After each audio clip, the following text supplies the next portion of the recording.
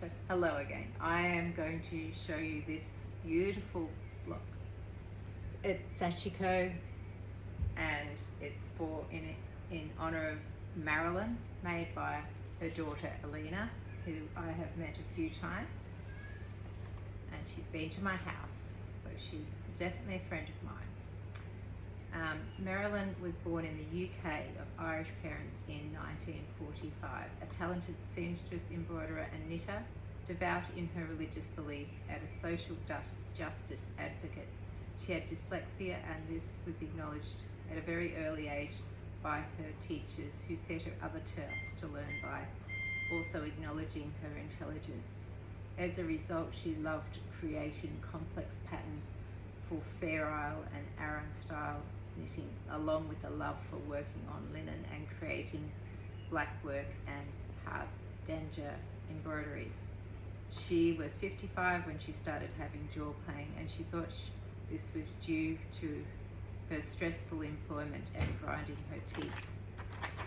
She also observed she had to change her makeup, as she had become very pale compared to her already pale Celtic complexion. Marilyn was diagnosed with multiple blocked arteries and had successful surgery in the September of 2000.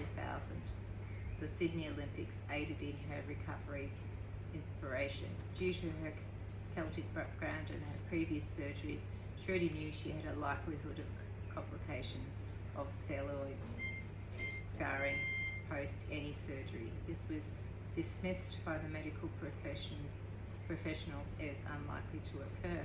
When it started to cause her problems post-op, the surgeon was extremely apologetic and worked towards reducing the pain she was in.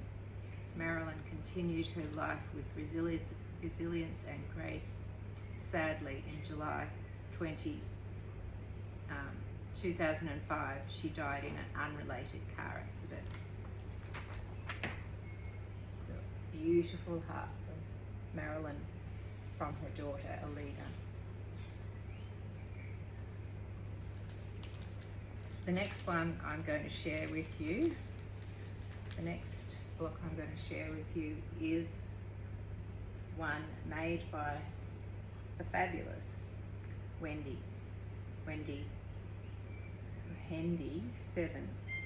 who many of us know is a great witty commenter, and she's one of my favourite people on Instagram for a comment. She's way cleverer than me, that sort of thing, and her comments are lovely and inspiring and always make me happy.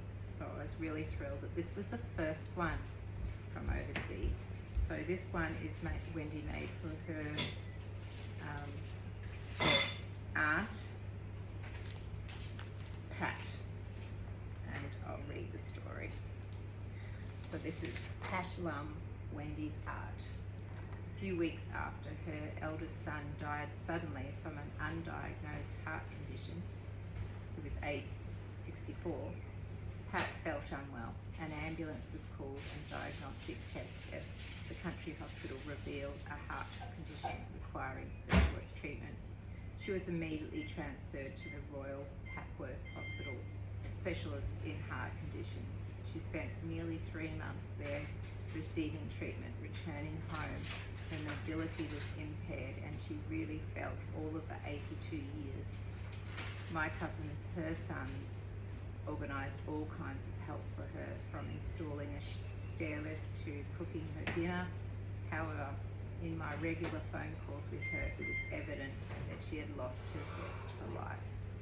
She didn't like to speak about her health, and couldn't remember the name of her condition in any case. She refused any further invasive treatment and died 20 months later, broken-hearted in all senses. So, a good close-up of this beautiful heart for Pat. All hand-stitched.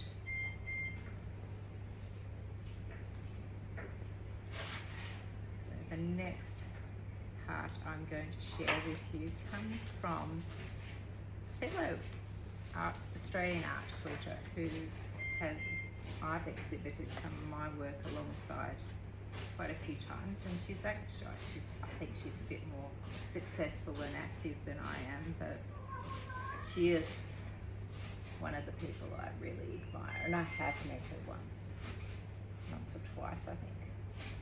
So this first patch with all the beautiful hearts was made for Dianne, and she was her Jane's husband's aunt. Jane has the handle Jane Madly Quilting, which is it's a beautiful handle. I can imagine her madly quilting. So I'll read you the story about Dianne. Dianne was my husband's aunt, an excellent seamstress, quilter and embroiderer and friend. A sudden heart attack at 64 proved fatal. No time to say goodbye. Heartbreaking for those left behind. I've used her fabrics and beloved Bernina to stitch this block. One daughter, 5 granddaughters, 1 great-granddaughter depicted as hearts in her memory. So that's 1 daughter and the 5 granddaughters. It's quite beautiful, isn't it? And Jane actually did 2 for 2. I think she promised a 3rd, but I haven't got a 3rd. So this Jane made for Ruth. I rather like the contrast colour and that yellow. It's rather beautiful.